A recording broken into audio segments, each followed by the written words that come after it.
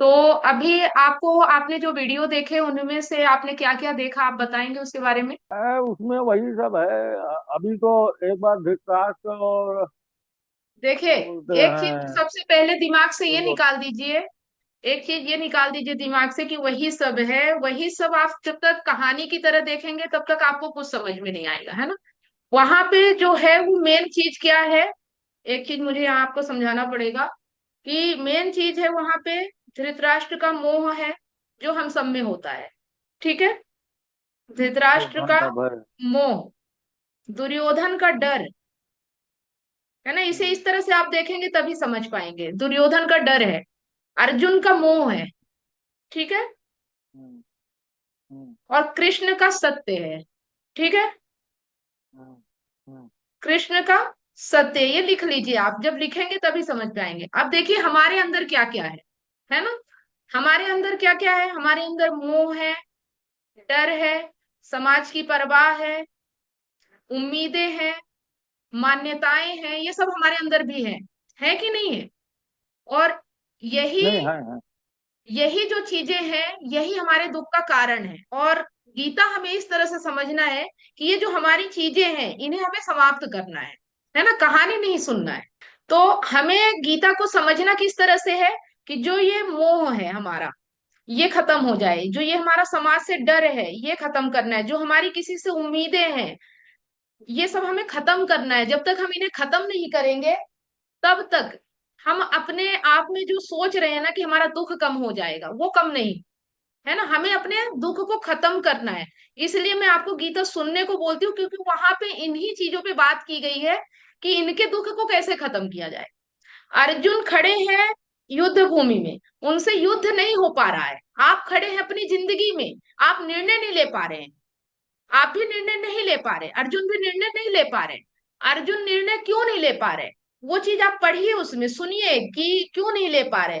और फिर कृष्ण उस निर्णय लेने में उनकी मदद कैसे करते हैं, वही मदद मैं भी आपकी करना चाहती हूँ। ठीक है, इस तरह से आपको समझना पड़ेगा। मतलब उसे ये नहीं देखना है कि दुर्योधन की कहानी है, अर्जुन की कहानी है, कृष्ण की कहानी है, महाभारत की कहानी है, गीता की कहानी, इस तरह से आपको नहीं देखना है। उसमें देखना है कि अर्जुन निर्णय नहीं ले पा रहे हैं, तो अर्जुन निर्णय कैसे ले पाएंगे। जैसे ही अर्जुन निर्णय लेंगे वैसे ही आप अपनी जिंदगी में निर्णय ले पाएंगे। ठीक है, आ रहा समझ में। ठीक। तो अब बताइए, जैसे हाँ। कि अब यहाँ पे कहा गया है, ये गीता है ना। यहाँ पे कहा गया है, हे अच्युत, कृपा करके मेरा रथ दोनों सेनाओं के बीच ले चले, जिसमें मैं यहाँ उपस्थित युद्ध की अभिलाषा रखने वालों को और शास्त्रों की इस महान परीक्षा में जिनसे मुझे संघर्ष करना है उन्हें देख सकूं। वो बोल रहे हैं अर्जुन कि मेरा रथ दोनों सेनाओं के बीच में ले चलो। ठीक है। वैसे ही आपके जो जो आपका जीवन है उसमें भी ये युद्ध है। आपको अपनी पत्नी से कैसे निर्णय लेना है ये आपको समझना है, क्योंकि आप समझ नहीं पा रहे हैं कि आपका जो ये युद्ध है, जो ये आपके समय चल रहा है, जो आप ये परेशानी उठा रहे हैं, इससे आपको मुक्ति कैसे मिलेगी। ठीक है। तो आपको जैसे वो बीच में जाके, दोनों सेनाओं के बीच में जाके देखने का बोल रहे हैं, वैसे ही आपको अपने विचारों को देखना है। ठीक है, अपने विचारों को देखना है कि आप युद्ध मतलब निर्णय क्यों नहीं ले पा रहे हैं। तो अब जब आपके विचार आएंगे तो वो या तो हो सकते हैं भविष्य की चिंता हो, या हो सकता है बच्चों की चिंता हो, या हो सकता है समाज की चिंता हो, या हो सकता है पत्नी की चिंता हो। और ये चिंता, ये डर, ये जो हमारे अंदर है ना, इसे हमें खत्म करना है, क्योंकि हमारे दुख का कारण ही यही सब चीजें हैं। अगर ये जिस व्यक्ति के अंदर नहीं होता ना, वो व्यक्ति किसी से ना डरता है, ना किसी चीज की चिंता करता है, और ना किसी चीज से उम्मीद करता है, फिर भी वो सब कुछ पाता है, फिर भी वो सब कुछ संतुष्ट होता है और सुखी होता है। तो आप जैसे अभी हैं, अगर आप ऐसे ही रह गए तो आपका दुख नहीं खत्म होगा। ये आप चाहे मुझसे पूरी जिंदगी पढ़ाई कर लीजिए, गीता पढ़ लीजिए, फिर भी नहीं खत्म होगा, है ना। आपको अपने डर को खत्म करना होगा। जैसे आपने बताया था कि मेरी बेटी की शादी 5 साल बाद करना है। ठीक है। आज 5 साल की चिंता में आप आज निर्णय नहीं ले पा रहे हैं कि 5 साल बाद मुझे ये करना है, इसलिए मैं आज अभी निर्णय नहीं ले पा रहा हूं। ठीक है, बोलते हैं आप ऐसा। अब एक चीज समझिए, इस चीज को इस तरह से समझिए कि आप 3 साल के बच्चे हैं। ठीक है, मान लीजिए आप है या कोई आपके घर पे 3 साल का बच्चा है। उसे कोई खिलौना बहुत पसंद है, और वो खिलौना 10 साल बाद आने वाला है। ठीक है, 10 साल बाद वो खिलौना आएगा। तो क्या बच्चा उस समय कितने साल का हो जाएगा? 13 साल का हो जाएगा। ठीक है, 3 साल का बच्चा 10 साल बाद 13 साल का हो जाएगा। तो जो वो खिलौना आज ऑर्डर कर रहा है, जब वो 10 साल बाद आएगा तो क्या उसके काम आएगा वो खिलौना? ये बताइए। 13 साल का बच्चा 3 साल के खिलौने से खेल सकता है क्या? नहीं खेल सकता। तो वही जो आज हम निर्णय ले रहे हैं, वो 5 साल बाद क्या होगा, वो चीज सोच के हम आज निर्णय ले रहे हैं। और आज हमें जो चाहिए वो हम आज नहीं एक्शन ले रहे हैं, हम 5 साल बाद की सोच के ले रहे हैं। यही हमारे दुख का कारण है। आ रहा समझ में? हमारा दुख हाँ। कहाँ है, क्यों है? इस चीज को जब आप नहीं समझोगे, तब तक आपके जीवन में वो चीज नहीं आएगी जो आप चाहते हो। है ना? और पहली बात तो चाहना भी गलत है। जब भी आप किसी चीज से उम्मीद करोगे वो चीज पूरी नहीं होती। ये चीजें आप अपने जीवन से ऑब्जर्व करो। इसी को बोलते हैं देखना। इसी को बोलते हैं, अर्जुन वहां खड़े होके देख रहे हैं कि कौन कौन है। तो वो जब वहां खड़े होते हैं तो क्या कहते हैं? मेरे गुरु द्रोणाचार्य हैं, मेरे भाई दुर्योधन हैं, और बहुत सारे लोग हैं जिनको मैं जानता हूँ, जिन्होंने मुझे शिक्षा दी है। तो मैं इनसे युद्ध कैसे कर सकता हूँ? मेरा हाथ पैर कांप रहा है, मेरे से धनुष नहीं उठ रहा है। बोलते हैं ना ऐसा, वो पढ़ा है, आपने सुना है, हाँ। बोल रहे हैं ना हाँ। कि मैं कैसे युद्ध करूं, मेरा हाथ कांप रहा है, मेरे से धनुष उठ नहीं रहा है। क्यों? क्योंकि हम्म। पुरानी चीजें याद कर रहे हैं, कि मेरे साथ पास्ट याद कर रहे हैं। अभी नहीं देख रहे हैं कि वो उनके दुश्मन बने खड़े हुए हैं, ये नहीं दिख रहा अर्जुन को। है ना? उनके दुश्मन खड़े हैं, उन तीर कमान ताने हुए हैं, कि अभी मैं अगर मौका मिले तो अभी अर्जुन को मार दूं। वो नहीं दिख रहा उनको। ये दिख रहा है कि दुर्योधन के साथ मैंने खेला है, गुरुओं ने मुझे शिक्षा दी है, मेरे भाई बंधु भी है, मेरे परिवार भी है, मेरे रिश्तेदार भी है, मैं उन पे तीर कैसे चलाऊं? ये उनका जो मोह है ना, ये जो रक्त मोह हो रहा है, खून का मोह। क्योंकि अर्जुन ने युद्ध तो पहले भी किया है। ऐसा नहीं है कि अर्जुन पहली बार युद्ध भूमि पे आए हैं। लेकिन यहीं पे उनके साथ क्यों हो रहा है? तो क्यों हो रहा है? क्योंकि उनको रक्त मोह है, मतलब मेरे खून है, मेरे सगे संबंधी हैं। तो हमें ये देखना है कि हम अगर निर्णय नहीं ले पा रहे तो क्यों नहीं ले पा रहे? क्योंकि पत्नी मेरी है, बच्चे मेरे हैं, पिता माता मेरे हैं, समाज परिवार पड़ोसी मेरे हैं, क्या कहेंगे मुझे? है ना? तो अब हमें ये समझना है कि अगर हम निर्णय सिर्फ इस डर से नहीं ले पा रहे कि लोग क्या कहेंगे, तो क्या आप अगर नहीं लेते हो निर्णय, तो क्या आपके अंदर का दुख खत्म हो जाएगा? अगर आप उनको सोच के निर्णय लेते हो तो क्या आपके अंदर का दुख खत्म हो जाएगा? नहीं होगा।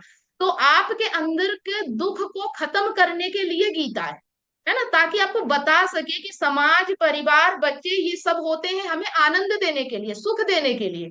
अगर हमसे इन्हें वो चीज मतलब मुझे इनसे वो चीज नहीं मिल रही है, तो हमें वो सोचना पड़ेगा कि हमें कैसे सुख मिल सकता है। और यहाँ पे एक चीज आपको ये भी लगेगा कि मैं स्वार्थी हो गया हूं, मैं अगर अपने बारे में सोच रहा हूं तो मैं स्वार्थी हो गया हूँ। ठीक है? तो यहाँ पे ये चीज समझना है कि अगर आप स्वार्थी नहीं होंगे, आप खुश नहीं रहेंगे, आप संतुष्ट नहीं रहेंगे, तो आप किसी का भी भला नहीं कर सकते हैं। अगर आप अंदर से दुखी हैं तो आप किसी को खुशियां नहीं दे सकते हैं।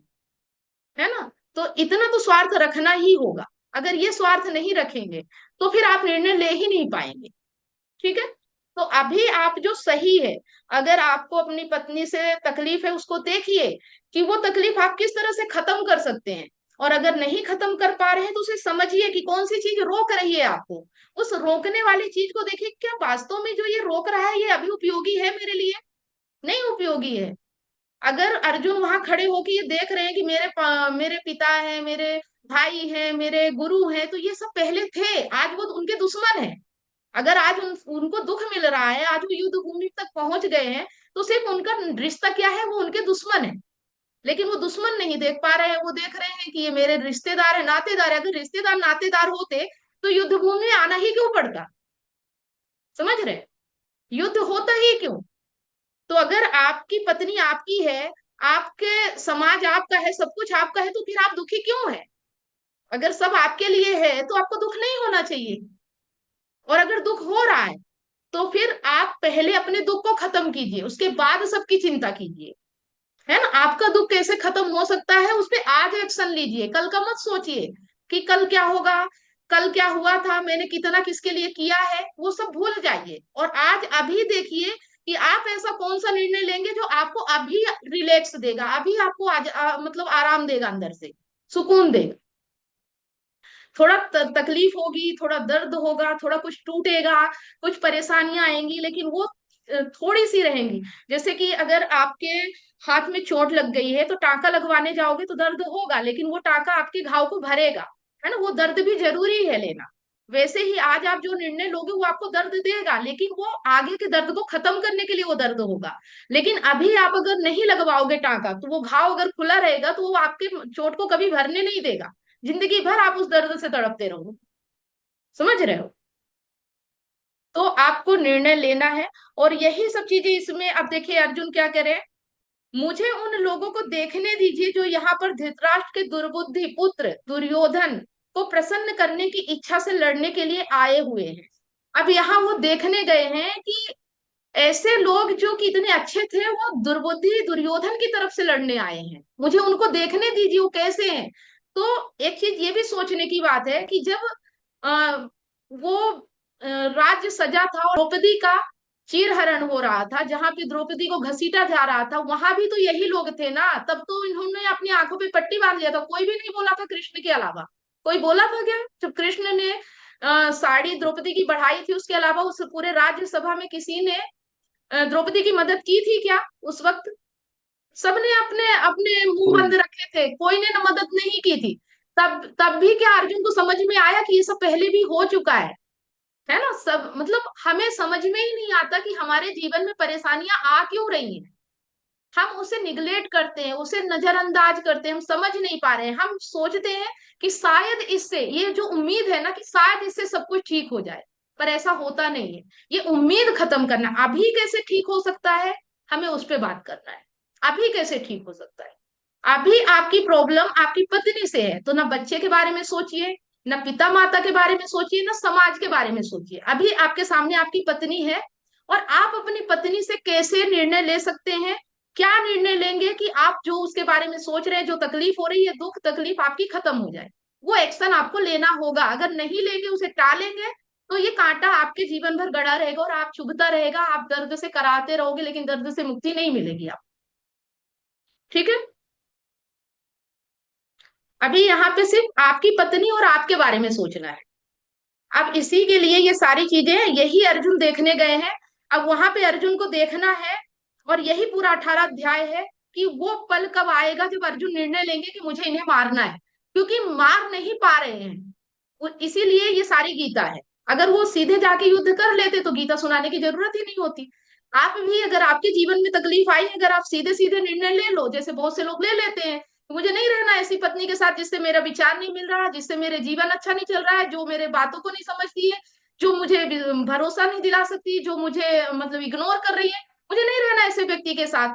मेरा मतलब कोई औचित्य ही नहीं बनता कि जिसका कोई तालमेल ही नहीं, उसके साथ में जबरदस्ती बंधनों में बंध के रहूं। समझ रहे हैं? लेकिन अगर हम निर्णय नहीं ले पा रहे, यही हमारे दुख का कारण है।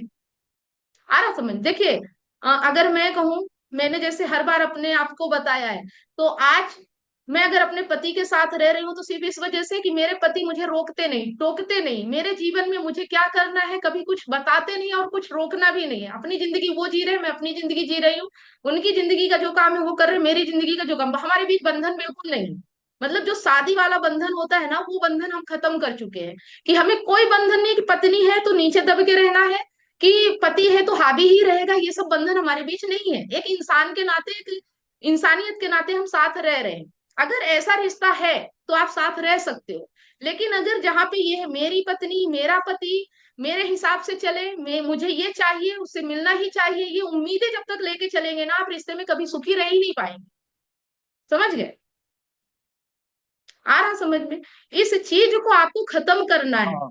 इसीलिए ज्ञान है। ज्ञान किस लिए है? कि ताकि ये जो हमारी धारणाएं हैं, जो हमारी मान्यताएं हैं, जो हमारी नैतिकताएं हैं, जो हमारी सामाजिकताएं हैं, इन्हें हम खत्म कर सके। हम्म, ठीक है? अब यहाँ सुन पे भी रहा आगे, हूँ, समझ भी रहा हूँ। अब समझ में आ रहा होगा, धीरे धीरे आपको चीजें समझ में आ रही होंगी। मतलब हमारा क्या होता है कि हम जैसे हैं और हम वैसे ही रहते रहते हमें सुख मिल जाए, तो ये संभव नहीं है। हमें अपने आप को बदलना होगा, अपने विचारों को बदलना होगा, अपनी धारणाओं को बदलना होगा। अपनी मान्यताओं को बदलना होगा। और इसीलिए इस गीता में मान्यताएं, अर्जुन ने जो मोह बना रखा है, जो उन्होंने समाज, रक्त, ये सब बता रहे हैं, इन्हें उन्हें तोड़ना है। और जब तक ये नहीं तोड़ेंगे तब तक वो युद्ध नहीं कर पाएंगे, है ना। तो अब आपको, अगर आपने गीता सुनी है, देखिए आपको मैंने दिया था कि अध्याय 1 की जितनी समस्याएं हैं उन पे आपको पूरा सुनना है वीडियो, तो आपने सुना है। तो बाकी आप बताइए कि लेकिन आप। मैं आपका आज का जो स्पीच है वो सुन के फिर मुझे लग रहा है कि गलत फिर मैं हूँ। हाँ। मैं इसलिए गलत हूँ क्योंकि मैं बंदिश में रखता हूँ, मेरे को छुपाना नहीं है। हाँ। आपने जो बोला कि हमारे और उनके भी ऐसी कोई मान्यता नहीं है, तो इस माने में फिर सारी गलती मेरी है, मैं एक्सेप्ट कर रहा हूँ। हाँ, ये करेंगे तभी हो पाएगा, है ना। देखिए, हमारे आपने विचार जो में। आज बोला, इतने हाँ। दिन से मैं आपका सुन रहा हूँ, लेकिन आज आप 101% सही बोली हो, जिससे मेरा दिमाग भी खुला है कि इस जगह मैं 101% मैं गलत हूँ, ये मैं बोल रहा हूँ। भले कुछ भी हो, लेकिन इस जगह बंदिश ये सब उसमें मैं गलत हूँ, एक्सेप्ट कर रहा हूँ आप। अब आप सोचो कि मेरे पति अगर मुझ पे बंधन लगाए तो मैं इतना बड़े बड़े काम कैसे कर पाऊं। सोचिए, आज मैं आपसे बैठ के बातें कर रही हूँ, रात को 10 बज रहे हैं, और अगर वो मुझ पे शक करे तो मैं कैसे काम कर सकती हूँ। बताओ ना, सोचो ना, कैसे काम कर सकती। बट बट बट मेरे जीवन का एक अलग ही रुख था, इग्नोर करना ये सब तो मेरे दिमाग में है, लेकिन आप 101% सही बोल रही हो कि मेरे को ऐसा करना नहीं चाहिए, इसी का और मैं देखो, गलत हूँ, एक्सेप्ट कर। करके भी करके भी आप करोगे भी तो भी आप जो चाहते हो वो नहीं मिलेगा आपको, है ना। बराबर। युधिष्ठिर, राइट। मतलब जो धृतराष्ट्र थे, वो चाहते थे कि हमारे पुत्रों को राज्य मिले, तो क्या उनके चाहने सुने राज्य मिल गया। चाहने से नहीं होता है नहीं। ना। जो सही होता है वही होता है, जो सच है वही होगा, भले आप कुछ भी मान्यता बना के बैठे रहो। और यही दुख का कारण है कि हम सच जानते नहीं है, और हम बहुत सारी मान्यताएं अपने आप लगा बैठते हैं अपने जीवन में, और यही हमारा दुख है ना। इंसान का जीवन बहुत आसान है, बहुत सरल है। खुद भी स्वतंत्र रहो और दूसरों को स्वतंत्र रहने दो, है ना। अगर वो हमारे साथ रहना चाहता है, उसकी खुद की स्वेच्छा है, नहीं रहना चाहता तो उसे दूर रहने दो, कोई दिक्कत नहीं। जबरदस्ती पकड़ के आप उसे अपने करीब नहीं ला सकते। उसके शरीर को ला लेंगे लेकिन उसके मन को अपना नहीं बना सकते आप। समझ रहे हैं, यही प्रॉब्लम है, यही चीज है मेरे लाइफ। है ना। तो मन। ये चीजें मैं आपको गीता से ही समझा पा रही हूँ, इसलिए गीता आपके लिए उपयोगी है। गीता को उस तरह से समझिए, जब तक गीता को आप एक किताब मानेंगे ना तब तक आप नहीं समझ पाएंगे। और इसीलिए मैं बोलती हूँ कि गीता को हमें हमारी लाइफ में समझना होगा कि वास्तव में ये समस्या अर्जुन की नहीं है, ये समस्या हमारी है, और जो समाधान है वो हमारा ही समाधान है ना। अब एक चीज देखिए, एक और उदाहरण से समझते हैं। मान लीजिए ये हमारा अंगूठा है, ठीक है, ये सही सलामत है, तब तक हमें क्या इसकी मतलब ध्यान आता है इसकी ओर, नहीं आता, इसको हम ध्यान नहीं देते, है ना। लेकिन अगर ये ऐसा टूट जाए या इस पे चोट लग जाए तो हमें दिन भर यही यही दिखेगा। क्यों दिखेगा? क्योंकि इसको इसकी सही स्थिति नहीं है, ये अपनी स्थिति से अलग हो चुका है ना। तो एक चीज यहाँ पे हमें ये समझना है कि जो चीजें हम मतलब बाहर पाना चाहते हैं, जो हम लोगों से पाना चाहते हैं, वो वास्तविक स्थिति हमारी नहीं है। हमें वो चाहिए जो हमें वास्तव में सत्य से मिला दे, जो हमें पूर्ण बना दे, जो हमारे आसपास कोई भी ना हो तो भी हम प्रसन्न रह सके, हम आनंदित रह सके। हम अपने आप में इतना बड़ा मतलब एक शरीर है कि ये पूर्ण है। हम जानवर नहीं, हम इंसान है। हमें किसी की जरूरत नहीं है इस दुनिया में। अगर भगवान ने हमें बनाया है ना तो पूर्ण रूप स्वतंत्र बनाया है। हमें किसी से बंधने की भी जरूरत नहीं है, किसी को बांधने की भी जरूरत नहीं है। हम अपने आप में पूर्ण है। हम अपने आप में खुश हो सकते हैं, हम अपने आप में हर जरूरतों को पूरा कर सकते हैं, इतनी क्षमता भगवान ने हमको दी है। लेकिन हम उसका इस्तेमाल नहीं करते हैं। हम सोचते हैं कि हमें कोई और पूर्ण कर जाएगा, हम सोचते हैं हमें कोई और खुश कर जाएगा, हम सोचते हैं कि कोई हमसे बात कर लेगा तो हम खुश हो जाएंगे। देखो, जब तक बात नहीं कर रहा ना तब तक आपको ऐसा लग रहा है, और जिस दिन वो बात करेगा ना उस दिन आपको एक और डर हो जाएगा। उस दिन ये डर हो जाएगा कि आज तो ये मुझसे बात कर रहा है, कल कोई इसे छीन न ले या कल किसी और से ना ये बात करने लगे, ये डर आपको सताने लगेगा। उस पल भी आप खुश नहीं रह पाएंगे। तो जब तक ये डर है ना, ये डर आपको जीने नहीं देगा। जिस पल तक आप एकदम स्वतंत्र नहीं हो जाते, डर से मुक्त नहीं हो जाते, हर तरह के डर से, तब तक आप जीवन में आनंद से नहीं जी सकते हैं। है ना, मेरा काम है आपको सही रास्ता दिखाना। अगर आप चलेंगे, अपनी मान्यताओं को तोड़ेंगे, जो ये सामाजिकता आपने अभी तक बांध रखी है इसे छोड़ेंगे, तभी आप पूर्ण रूप से अपनी जिंदगी को जी पाएंगे। ठीक है।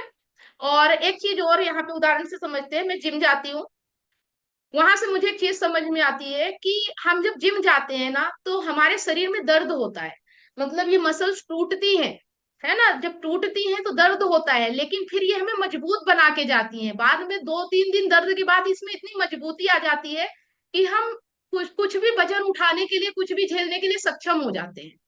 वैसे ही आज आप उम्मीदें छोड़ेंगे तो आपको दर्द होगा, है ना। आज आप अपनी पत्नी से मतलब बंधन तोड़ेंगे कि मुझे कोई बंधन नहीं है, वो स्वतंत्र है, जब ये आप सोचेंगे ना, उस पल आपको तकलीफ होगी, आपकी मान्यताएं छोड़ने में आपको तकलीफ होगी। लेकिन ये 8-10 दिन, 1 महीना ये तकलीफ आपको होगी, इसके बाद आप इतने खुश होंगे, इतने खुश होंगे कि आपने भी नहीं सोचा होगा। ये मिलता है खुशी। और जब आप कुछ नहीं चाहते, जब आप किसी से कोई उम्मीद नहीं करते, तब आपको वो सब मिलता है जो शायद आपने कभी सोचा भी नहीं है। है ना, जब तक आप सोचोगे और जब तक आप चाहोगे, तब तक आपको कुछ नहीं मिलेगा। आप हमेशा उस चीज के पीछे भागते हो जिस चीज को आप पा नहीं सकते हो, लेकिन जो चीज पा लेते हो ना, उसके बाद उसकी कीमत खत्म हो जाती है ना। तो हमारी जो चाहते हैं उम्मीदें, ये कभी पूरी नहीं होने वाली हैं, इसी चीज को समझ लेना कि कभी पूरी ही नहीं हो सकती, तो हम क्यों भाग रहे हैं। हम स्थिर हो जाते हैं और हम जो कर सकते हैं हम बस वो करेंगे। हम किसी से अपेक्षा नहीं रखेंगे, किसी से उम्मीद नहीं रखेंगे, चाहे वो पत्नी हो, चाहे पति हो, चाहे बच्चे हो, चाहे माँ बाप हो, चाहे समाज हो, हमें किसी से कुछ नहीं चाहिए। हम कितना दे सकते हैं किसी को, बस हम वो करेंगे। है ना, हम देंगे, हम लेंगे नहीं किसी से, हम सिर्फ देंगे, हम देने वाले बनेंगे। और जिस दिन आप मांगना छोड़ दोगे ना, उस दिन देखो आपकी स्थिति कैसी होती है। एक भिखारी होता है, वो आपके दरवाजे पे रोज आता है, और रोज वो कटोरा लेके आता है। एक दिन आप दे दोगे, 2 दिन आप दे दोगे, लेकिन 10वें दिन आने लगे तो आप दरवाजा बंद कर लोगे, आप भी नहीं देना चाहोगे। है ना। लेकिन एक मंदिर होता है, जहाँ पे दान पत्र होता है, वो कभी मांगते नहीं, आप जा जाके चढ़ाते हो, वहां पे जाके दान देते हो। तो सोचो, आपको वो बनना है, आपको भिखारी नहीं बनना है, आपको वो बनना है कि लोग आपको देने के लिए तड़पे कि मुझे इस व्यक्ति को ये चीज देना है, मुझे मांगना नहीं। आ रहा समझ में, आपको ये मांगने की प्रक्रिया को बंद करना है। आपको उम्मीदें खत्म करनी है, आपको किसी से उम्मीद नहीं रखनी है। और इसी उम्मीद के लिए, खत्म करने के लिए, इसी मान्यता को नष्ट करने के लिए पूरी गीता जब आप समझेंगे, जब आप जानेंगे, तो अपने आप ही धीरे धीरे ज्ञान से ही खत्म हो सकता है। बिना आत्मज्ञान के इसे खत्म करना संभव नहीं है। है ना, आत्मज्ञान, अपने विचारों को जानिए। मान लीजिए कि आप किसी को की मदद करने के लिए आपका मन कर रहा है, ठीक है, कि मैं इसकी मदद करूं। हम्म, लेकिन फिर एक लालच आता है और बोलता है कि अगर मैंने इसकी मदद की तो मुझे क्या मिलेगा, है ना, मुझे क्या मिलेगा। तो आप रुक जाते हो। लेकिन जब आप उसकी मदद नहीं करते हो तो अंदर से आपके अंदर बेचैनी आती है ना, बेचैनी आती है कि मैंने उसकी मदद क्यों नहीं की, भले आपने किसी भी कारण से सोचा हो। लेकिन जब आप उसकी मदद कर देते हो ना, तो आपको एक सुकून मिलता है, एक आराम मिलता है कि आज मैंने कुछ अच्छा काम किया, किसी की भलाई किया, किसी के काम आया मैं आज। है ना, वो सुकून चाहिए हमें। और जब आप ऐसा नहीं करते हो, जब आपका डर, आपका लालच, आपकी उम्मीदें आपके ऊपर हावी होती है, तो आपके अंदर बेचैनी आती है, तड़प आती है, दर्द होता है, वही तकलीफ है जो आपको खत्म करनी है। आगे समझ में, कई तरीकों से मैंने समझाने की कोशिश की है, अगर आप समझ जाएंगे तो आपकी जिंदगी बेहतर होगी। क्योंकि आप जिस स्थिति में है, उस स्थिति से मैं गुजर चुकी हूँ, और आज मैं आपके सामने जैसी हूँ, ये इसी का प्रमाण है कि मैंने इन चीजों को समझा है, इन चीजों को जाना है, और इसीलिए मैं आज ऐसी हूँ। और मुझे किसी से कोई शिकायत नहीं। मस्त मैं बता रही हूँ, मेरे 2 बच्चे हैं, हस्बैंड है, अभी भी सब घर पे है, सब अपने अपने कमरे में काम कर रहे हैं, मैं अपना काम कर रही हूँ, रात को 12 बजे तक भी काम करती हूँ, कोई दिक्कत नहीं है। लेकिन दिक्कत तब होती है कि हम जब जिसको बांधेंगे तो वो भी तो हमें बांधेगा ना। अगर मैं पति पे अंकुश लगाऊंगी तो वो भी मुझ पे लगाएंगे। सिंपल सी बात है। अगर मैं उनके हर काम में टोकूंगी, तुम कब जा रहे हो, ड्यूटी जा रहे हो, कब आ रहे हो, क्या खा रहे हो, कहाँ खर्चे कर रहे हो, तो वो भी मुझसे हर सवाल करेंगे, है ना। तो हम जिसे बांधेंगे वो भी हमें बांधेगा। और बंधन किसी के लिए भी अच्छा नहीं होता। अगर हमें बंधन पसंद नहीं है तो हमें दूसरे को भी तो आजादी देना पड़ेगा ना। अगर हमें खुद आजाद होना है तो सबसे पहले हमें दूसरे को आजाद करना पड़ेगा, तभी हमें आजादी मिल सकती है। नहीं तो हम आजाद नहीं है, हम गुलाम बन के रह जाए। और गुलामी किसी के लिए भी अच्छी नहीं होती। ठीक है। एक कुत्ता आप पालते हो, एक और उदाहरण से समझते हैं। एक कुत्ता आप पालते हो घर में, और आपको लगता है कि आपने कुत्ते को पाला है, ठीक है, और आप उसे बांध के रखते हो। पर सोचो कि कुत्ते को बांधते ही क्या आप नहीं बंध जाते हो? आप उसको घुमाने ले जाओगे, आप टाइम से उसे हर चीज करोगे, मतलब एक बंधन हो गया ना, आप उसे छोड़ के नहीं जा सकते हो कहीं भी। लेकिन वही कुत्ता अगर आप हाँ हाँ, अगर उसी कुत्ते को आप स्वतंत्र गली में छोड़ देते हो, उसके बाद वो आपके घर आके खाना खाता है और अपनी जिंदगी अपने तरीके से जीता है, खाता पीता मस्त एक गली का कुत्ता होता है, उससे वो भी स्वतंत्र है और आप भी स्वतंत्र हो। आ रहा समझ?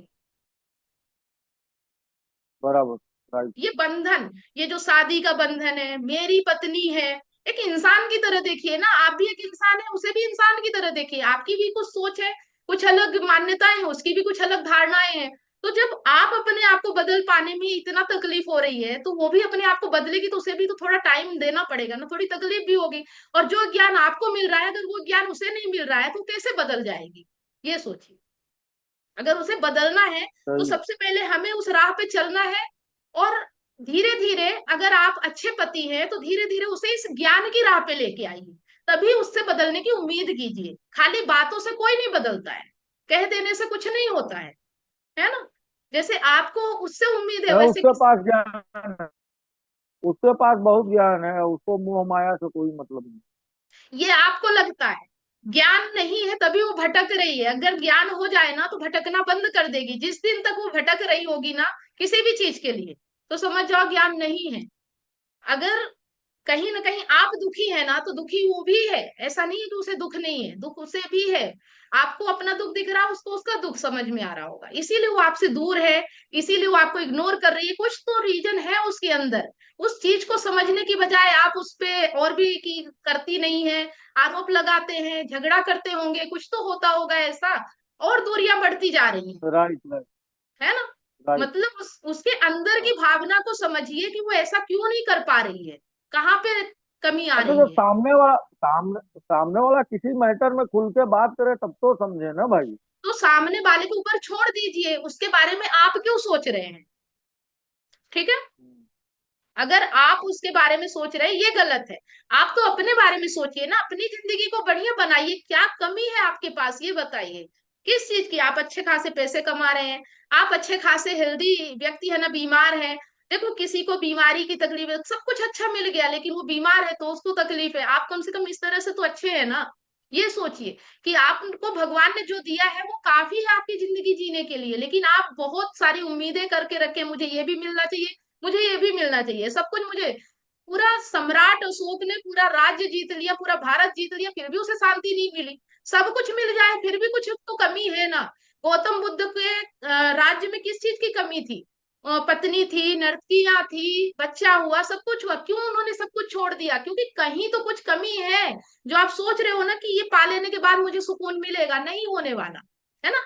सिर्फ एक चीज है जो आत्मज्ञान। अगर आपको अपना ज्ञान हो गया ना, अपने बारे में अपनी फीलिंग के बारे में समझ लिया ना, उस दिन से आपको कुछ ना मिले तो भी आप खुश रहेंगे, और मिल गया तो बहुत अच्छी बात है ना मिले तो भी अच्छी बात, और मिल जाए तो भी अच्छी बात। न सुख में विचलित होंगे, न सुख में बहुत उछलेंगे, और न दुख में बहुत विचलित होंगे। अगर ये चीज आप समझ गए तो फिर ना सुख प्रभावित करेगा ना दुख प्रभावित करेगा।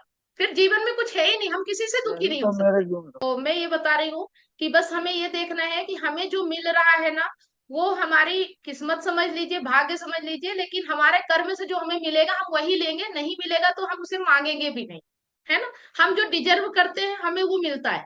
इस चीज पे बिलीव रखना होगा। आप जितने काबिल है, आप जितने लायक है, आप जो डिजर्व करते हो वो आपसे कोई नहीं छीन सकता।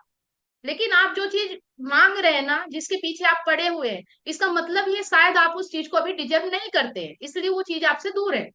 आपको उसके लायक बनना है। आपको अपने आप को बनाना है, किसी और को नहीं बदलना है, ना पत्नी को बदलना है, ना बच्चों को बदलना है, ना परिवार, ना समाज। हम अगर बदल जाते हैं तो हमारा सब संसार बदल जाता है। हमारी सोच से ही सब कुछ चलता है, जो हम सोचते हैं वही बाहर होता है ना। अगर हम लालच से किसी के पास जाएंगे तो हम लालच ही लालच दिखेगी, फिर उसमें अच्छाई नहीं दिख सकती हमें, है ना। तो बस ये देखना है कि हमारा केंद्र क्या है, हम जा कैसे रहे हैं, हम अंदर से किस कामना के चलते जा रहे हैं, और क्या वो कामना मिलने के बाद भी हमें शांति मिलती है? अगर मिल जाती तो फिर हमें और चीजें क्यों चाहिए, ये बताइए।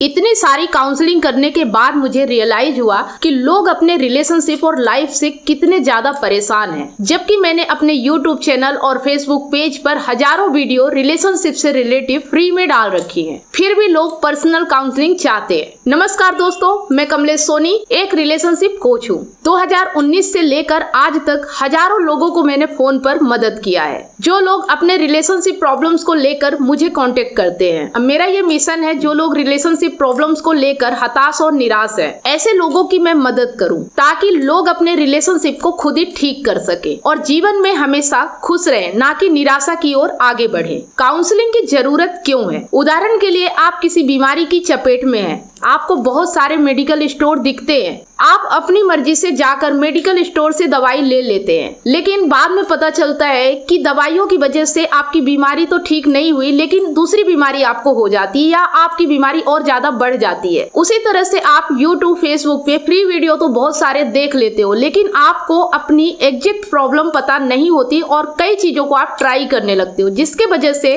आपकी प्रॉब्लम तो ठीक नहीं होती, लेकिन आपके रिलेशनशिप और लाइफ और ज्यादा खराब होने लगती है। जिस तरह से आपको बीमारी ठीक करने के लिए एक्सपर्ट डॉक्टर की जरूरत होती है, वो चेकअप करके आपका इलाज करता है, उसी तरह से आपको एक काउंसलर की जरूरत पड़ती है आपकी एग्जैक्ट प्रॉब्लम को समझकर उसका सलूशन देने के लिए। तो आप दिए गए नंबर पर काउंसलिंग के लिए अपॉइंटमेंट बुक करा सकते हैं।